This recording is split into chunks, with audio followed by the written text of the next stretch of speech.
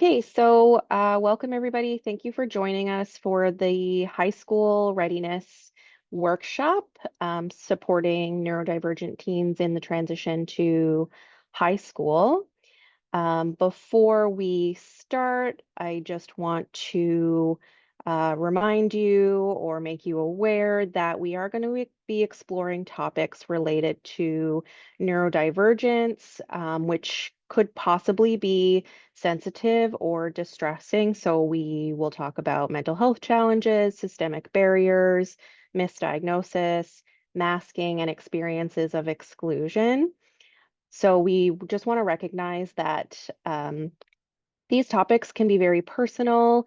And if it does bring up any emotions, please feel free to step away, go at your comfort level. And as always, our goal is to create a respectful and compassionate space where all voices are heard. So any discriminatory comments, including those based on gender, neurodivergence, or other identity, will not be tolerated. So we are just asking that you all please engage with empathy and a commitment to collective well-being. So I'm joining you today, and LDS is also on the unceded traditional ancestral lands of the Musqueam, Squamish, and Tsleil-Waututh nations. You can feel free to share your land acknowledgement in the chat if you like. And because we are talking about teens in this workshop, I wanted to share my admiration for Indigenous teens as assets to preservation of Indigenous culture and identity. So when we talk about challenges that teens face as they transition to high school, it's really important to acknowledge the additional challenges that Indigenous youth face as a result of the intergenerational trauma that's caused by colonization and forced assimilation, but also recognizing the role that we play as educators, as parents, as community members to empower Indigenous youth and make sure that they have the opportunity to reach their full potential. Awareness and education is always a really good first step. So, in that honor, I would like to bring your attention to the Urban Native Youth Association. They are an organization that supports Indigenous youth in accessing programs, services, and advocacy. So you can find them at unya.bc.ca. So presenting this workshop today will be myself, Becky Bishop, and Virginia. So I'm Becky. I'm the Senior Manager of Youth and Adult Programs at LDS, Learn, Develop, Succeed. I'll let Virginia introduce herself. I'm Virginia, and I'm our Senior Manager of Instruction and Innovation at LDS. So if you haven't heard of LDS before, we are a BC nonprofit charity. We have been around since 1970. Our mission is to support unique learners in achieving their goals. And we have several programs for individuals aged 3 to adult, not really an age limit after age 3. Lots of different programs that we will talk about a little bit later. So the purpose of today's workshop is to remind you a little bit of what it's like to be a teen and to give you insight into the challenges that neurodivergent teens face. So we're going to explore some of the challenges and opportunities that neurodivergent teens face, and then some neuroaffirming practices, accommodations, and tools for success. So this is the general agenda of what we're going to be doing, starting with growing up neurodiverse into common challenges in the transition to high school, and then supporting your teen. We're going to start first with a warm-up quiz. And this warm-up quiz is all about teen slang and phrases. So hopefully when your teens are talking to you, you are listening somewhat. I'll ask you to pop your answers into the chat. Um, so I've got a photo of Steve Buscemi here. So he's going to evolve after this quiz, just like you. So first question, which of these words refers to doing something well or doing a good job? Is it cooked, flay, or glazing?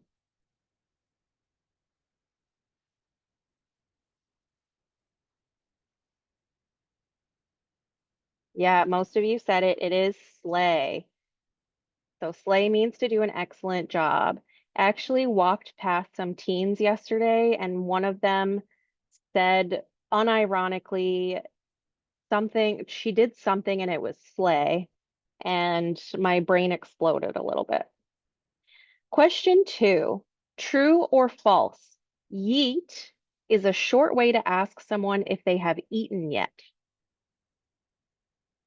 True or false? Yeet.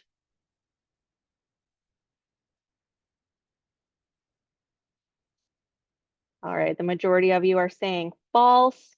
It is false. So yeet means to throw something. And actually, I have a fun fact here that Newfoundlanders use jeet, Jeet, to ask someone if they've eaten yet. So there you go. And question three, is it nicer to say that someone is A, gas, or B, Ohio?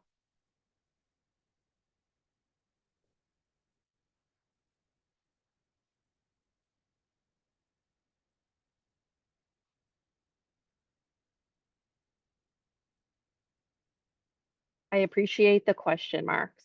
The answer is A, gas. So if you're Ohio, you suck. But if you're gas, you're really good. So now, instead of being this old, distinguished Steve Buscemi, you are now this very cool Steve Buscemi that fits in with the youths.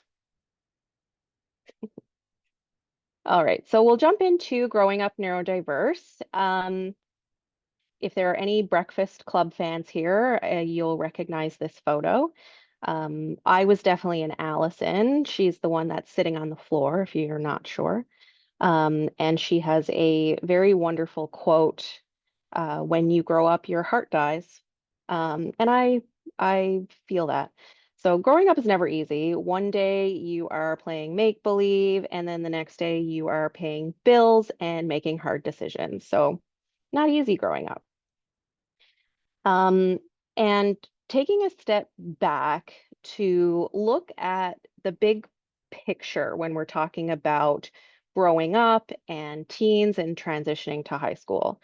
So when you are transitioning into high school, it can really feel like stepping onto a fast moving train. So there is all of a sudden this new sense of urgency, pressure to get serious, be independent, make big life decisions, get a job, get married, have children, buy a house. Like all of those things are happening now. And that can feel really overwhelming when you have to figure that out. And the reality is that there's no real finish line. There's no race to the finish line. High school is just one part of the journey. It's a really good time to explore the world, to explore yourself, to learn about yourself and build resilience. So being a teenager is really, or it should be more about growth and learning who you are instead of rushing to become an adult. And so arguably the most challenging part of growing up is puberty. And it's important to talk a little bit about this because the intersection between neurodivergence and puberty is often not talked about. So we all know puberty is a time of significant physical, emotional, and cognitive challenges. And because neurodivergent individuals are already facing a lot of physical, emotional, and cognitive challenges, the interactions of the two can be quite complex. So, thinking about things like emotional regulation, sensory processing, all of those things become more challenging, which is really less than ideal for a high school environment. So thinking about being in the hallways with all the noise, lots of movement, lots of stimuli. And since it also affects cognitive development, it can have a significant impact when a teen is already facing increased demands on executive functioning, academic performance. So teens who have learning differences can become extra overwhelmed. Um, for teens who experience menstruation, that frequent hormonal fluctuation can also have a significant impact on mood and cognitive function. And it can even affect the efficacy of medications if that is something that is being used. And so one of the other most significant developmental shifts during puberty is the formation of identity. So, for neurodivergent people, um, being able to understand how they relate to their peers, being able to understand their learning differences and how it impacts them now and how it's going to impact them, and even learning about their bodies. There's probably going to be more awareness of being different from their peers. And because they now have this sense of needing to fit in, that can become more intense and bring new challenges that you've never seen before in reconciling those neurodivergent traits with the societal norms. So, for a teen with a learning difference, like maybe let's say ADHD, that combination of mood swings, lack of impulse control, and that strong desire to fit in can lead to risky behaviors more than usual or contribute to heightened feelings of overwhelm and stress. So, going through that stage as a neurodivergent teen can be extra challenging. And so, just as puberty changes the body and the brain, going to high school also brings a major shift in a teen's environment and their daily life. They're likely going to be entering a new environment. So typically they'll move to a new school. So that might look like a bigger building. It could be more students, less familiarity, coming with the expectation to be more independent. So they have to manage multiple different classes. They have to navigate, their own schedule, keep up with homework. So throughout that process, friendships might shift, which is very normal. They might make new friendships or different kinds of relationships. That social pressure intensifies. They're trying to figure out where they fit in. They're going to be experimenting with who they are, figuring out what their interests are, and really developing their personalities. And so while we're not going to go too in depth on high school in BC, I just want to highlight that there's not a one size fits all approach. So while it's still not perfect, high school is definitely more flexible than it used to be. So in BC, there are multiple ways to succeed and to graduate. So students who go to school in BC can really personalize their experience in exploring their interests, developing skills, and working toward graduation. So I've got a QR code here for an article transitioning to high school, Dogwood versus Evergreen certificate. And it'll take you to that article, and you can learn about the two main graduation pathways in BC.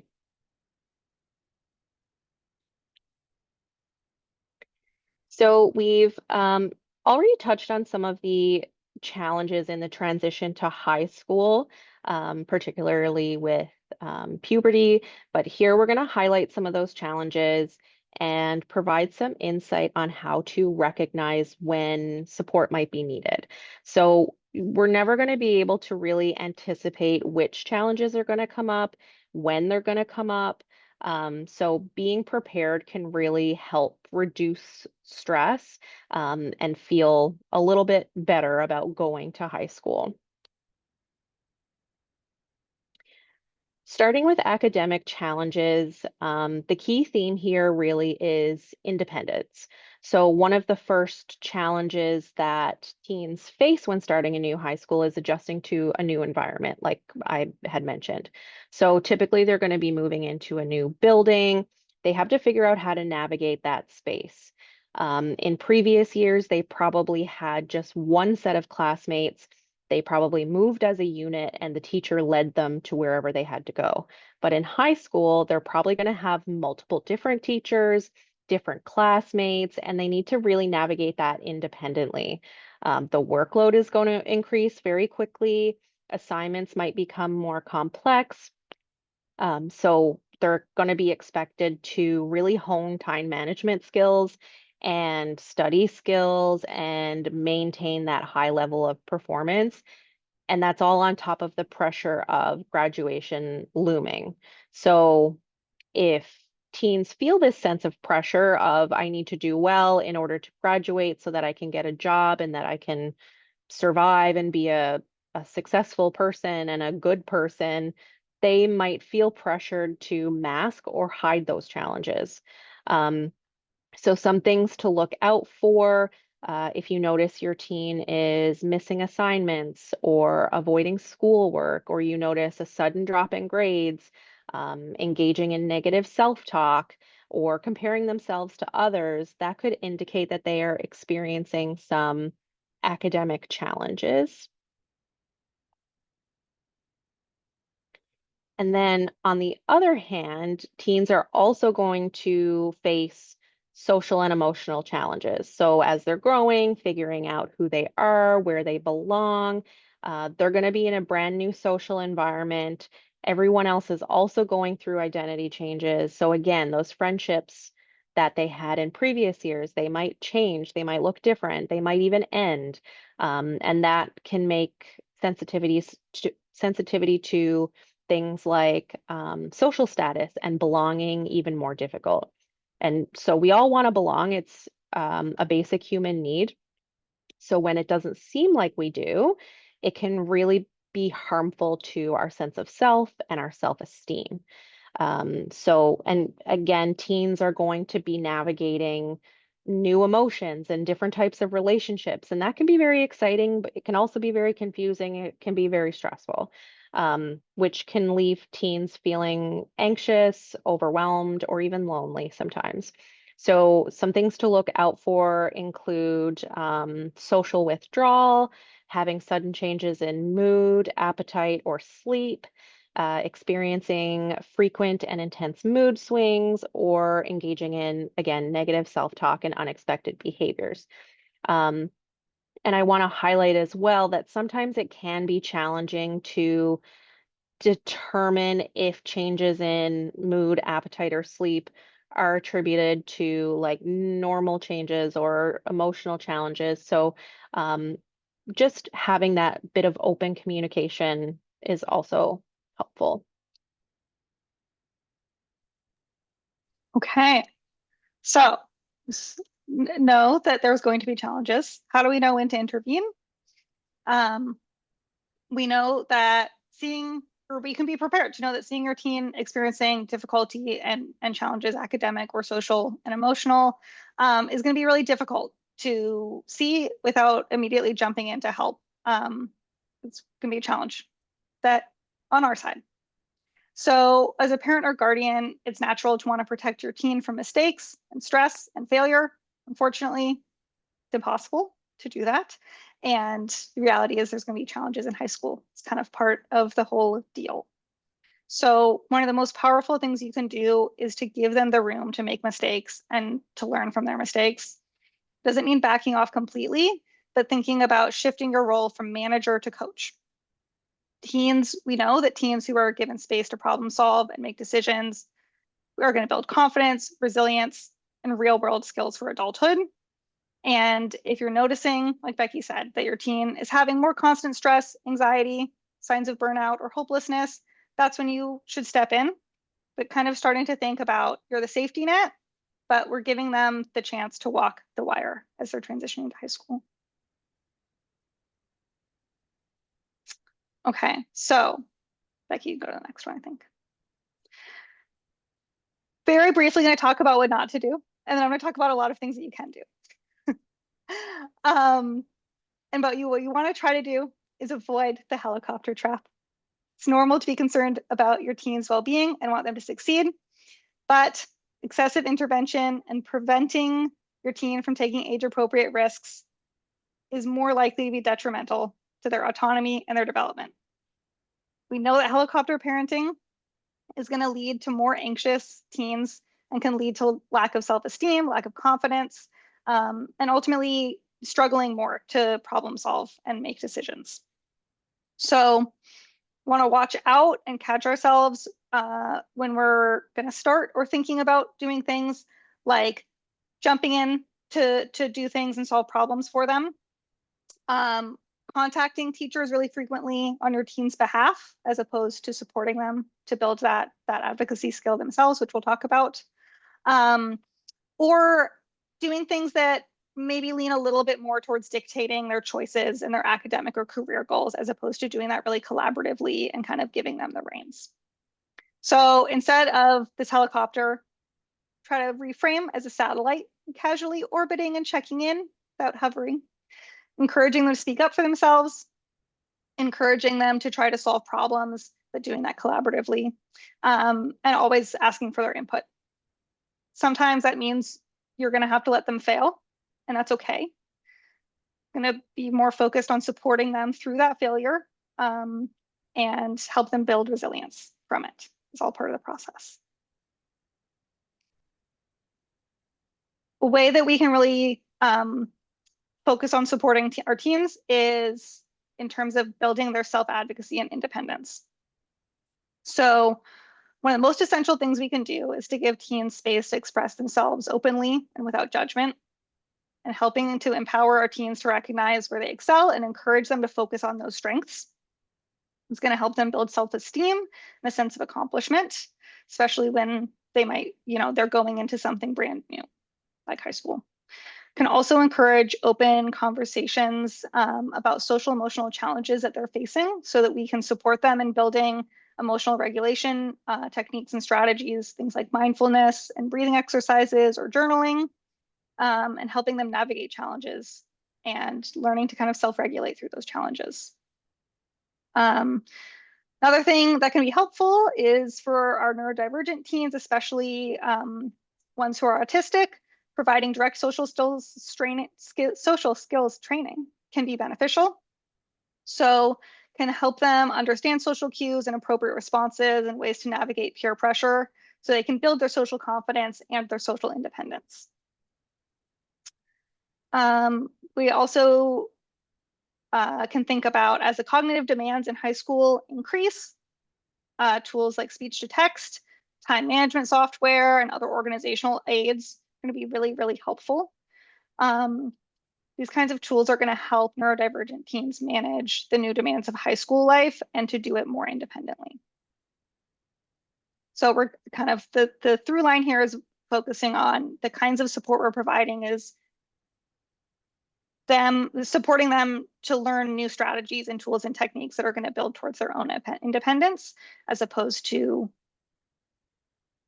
teaching the things that they're learning in high school.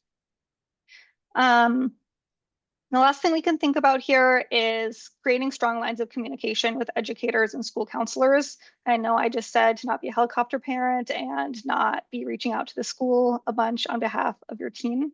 But if you haven't already, now is the time that can start to involve your teen in their education management wherever possible, so that they're working towards doing this more independently. The first step is just getting them involved. So having them attend IEP meetings so that they can ensure that they have a say in how they're getting supported in school, and helping them to build strategies for self-advocacy that are going to help them in high school, but also beyond.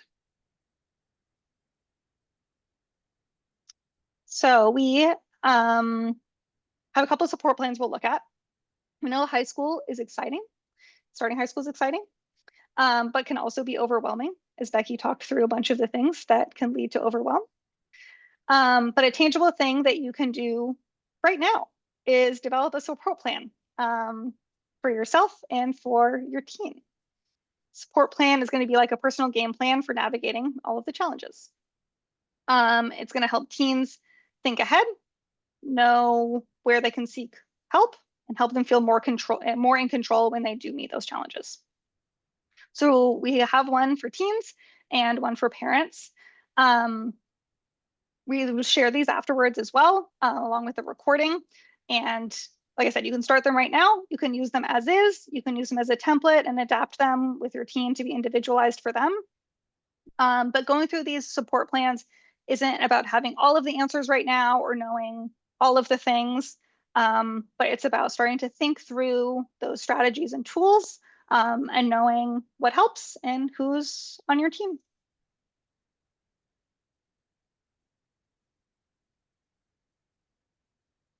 Yeah. Some of the things that are in those support plans, I'm going to talk about in the next couple of slides as well.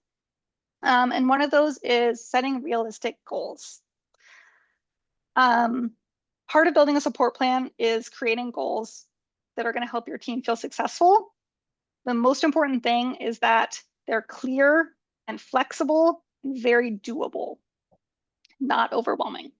So good goals are going to be really specific and probably very, very small, and maybe like what you think of as small, and maybe it's like way smaller than that.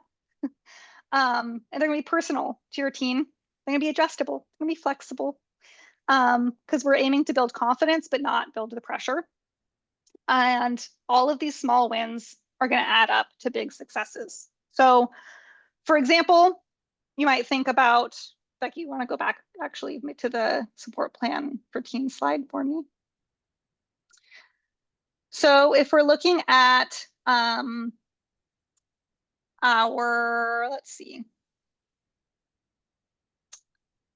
our daily life list here, and starting with, I know what time school starts and how I will get there. Don't have to check that off, but now we know that might be something that's challenging.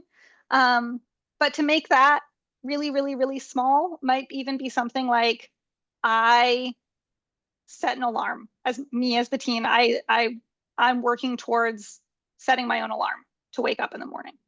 Maybe that's still really hard, but maybe it's that I'm setting them, even though if I need help getting up right now from somebody else. Or if we're looking at, I have a way to keep track of my schedule that's a planner, phone, etc. Might be too big to start with. I keep track of everything on my phone, and I write it all in the agenda. Maybe it's something really small, like I remembered to take a picture of the board in class one time this week that had instructions on it. So thinking big, and it might be a lot easier as the parent to think of kind of what these big end goals are that you think need to be achieved. But it's actually really easy to find what that tiny thing is, because most of the time you just have to ask your team, and they're probably going to know what feels manageable and what they're willing to do. And that's going to be the answer of what that doable, small, realistic thing is. Okay, now you can take me back. I'd also like to just jump in for a moment, Virginia, if you don't mind. But it's good to start those very small steps as soon as you possibly can, because you don't want to incorporate too many things at once. You're less likely to be successful. Whereas if you just start incorporating the one step now, you get used to it, and then you feel comfortable with it, and you can start to incorporate something new. So to give you a basic example, if you're trying to set up like a nighttime routine where in an ideal world, you would brush your hair, wash your face, brush your teeth, put on some lotion. If you try to do all of that at once, you're probably going to do it one, maybe two nights in a row, and then you're never going to do it again. Whereas if you start by I'm just going to brush my hair and that's it. I'm going to brush my hair in bed. Easy. I can do that. And then once you get comfortable with that, used to it, then you can add the next step and the next step. And that's a really useful way to set these kind of realistic and doable goals. Yeah. And I think the other thing I'll add to that is that um, when we zoom out and look at 5 years of high school, there are so many learning moments and kind of, whether teen is on semesters or whatever the system is, there's going to be a ton of high points and low points as they kind of move through these goals and get some success and learn something new and get some success and learn something new. And so it's kind of a never ending process in a good way where it's cumulative. And they're going to build over time.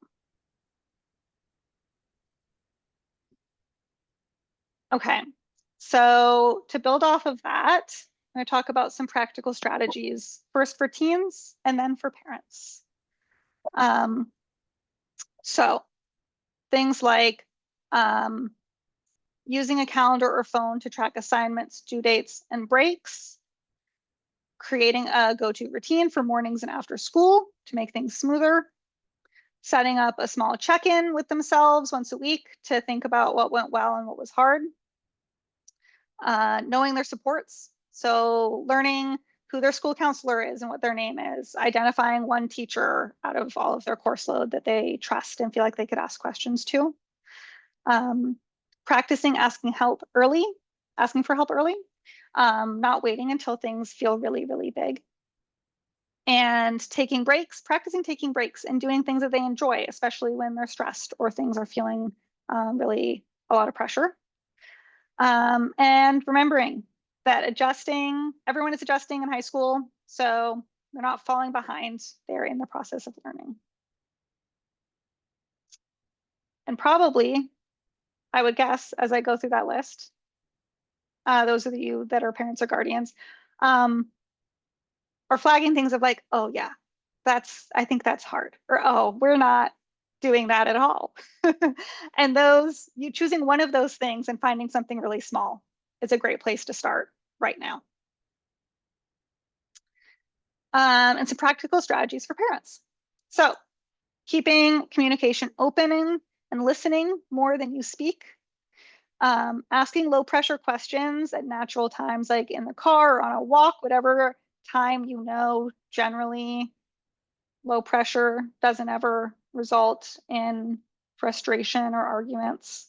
And asking questions without any judgment, any expectation, which can be hard, especially when a lot of us have internalized what a lot of the expectations of high school are. But working to focus on praising effort and not just the results, especially when we know neurodivergent teens or teens with learning challenges or learning differences, the effort can be so much higher than what some of the results we're seeing are in grades or things they're getting back from their teachers. So praising the effort so that there's a really loud cheerleader for that, and celebrating when they advocate for themselves, helping them understand their own needs and discovering strategies, and watching for those major mood changes and changes in energy, sleep, or social habits so that you know kind of when you can plug in and get a little bit more involved. And remembering to be patient with your teen, with yourself, remembering season of growth, and that you showing up as a calm and curious presence in their life is going to be one of the most powerful supports they can have. It's going to be so much more powerful than trying to solve every little problem or support them on every little problem.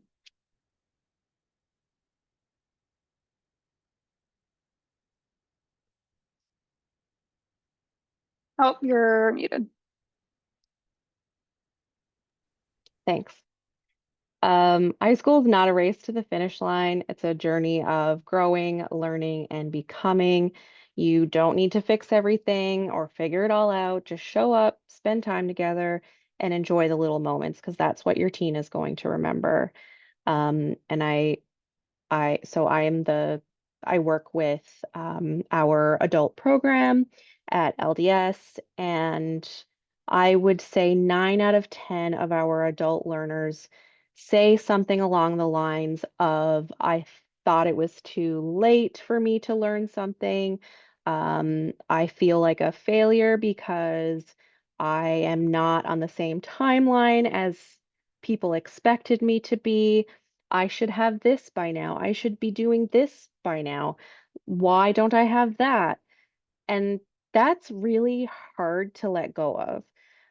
And it really occurs in these critical teen years where the expectation suddenly becomes so high.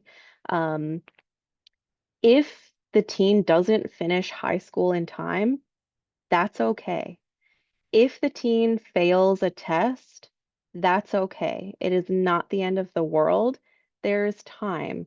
There are opportunities that they can take in the moment, they can take in the near future, in the far future. The important thing to note is that when teens are emotionally regulated, they are going to learn better than if they were under a whole lot of stress. And that's probably something that you can relate to because when you are under a lot of stress, you're probably not able to think as clearly as you could when you are calm and regulated and relaxed. So, you go on a vacation and then when you come back and you're relaxed, you feel like, you can get things done and there's no pressure of work or time or schedules or obligations. And as a teen, you still have some of that. So you have that opportunity to build that resilience and learn how to be emotionally regulated, which will support them throughout their entire lives. So high school is not about getting straight A's the entire time. That matters only a little bit in the bigger picture of it. The bigger picture is that they are literally learning how to be people.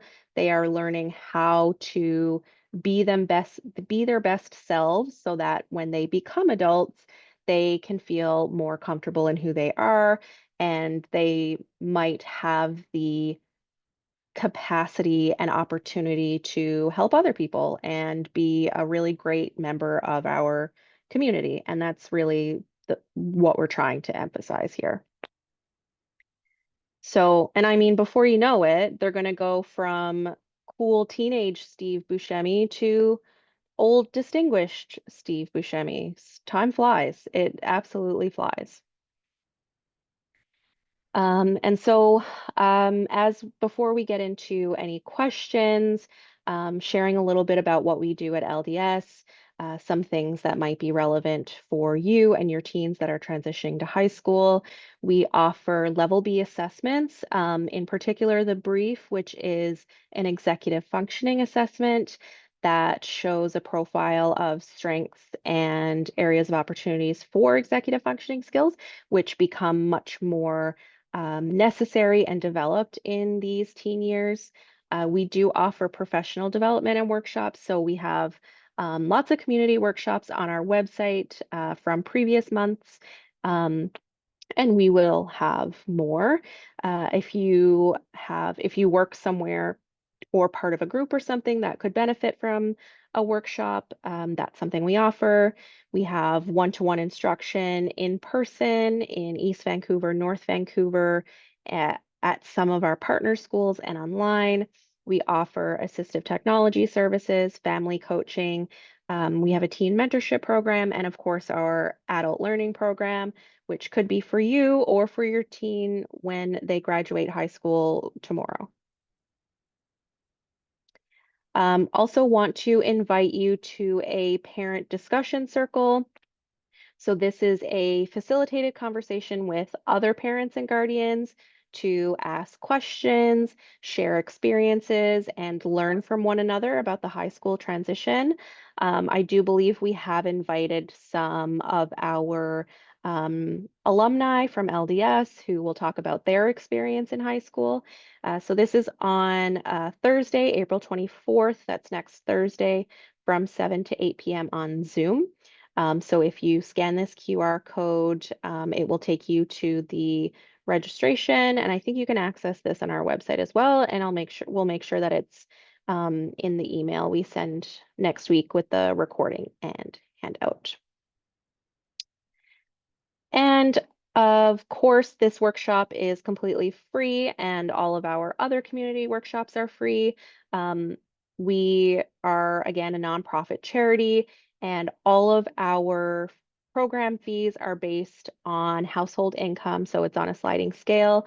So any family can access it. There's no diagnosis needed to get access to specialized learning support. We very much recognize the several barriers to getting different types of assessments and diagnoses, so no diagnosis needed. And 94% of our families are very likely to recommend LDS to others. So we are just asking that if you do have the capacity right now to help us continue to support learners, those 77% of our families who access our Bright Futures Bursary Fund, you can scan this QR code and it will take you there. And that's it. So thank you so much again for being here with us and learning a little bit about the transition to high school and what that looks like for a neurodivergent teen.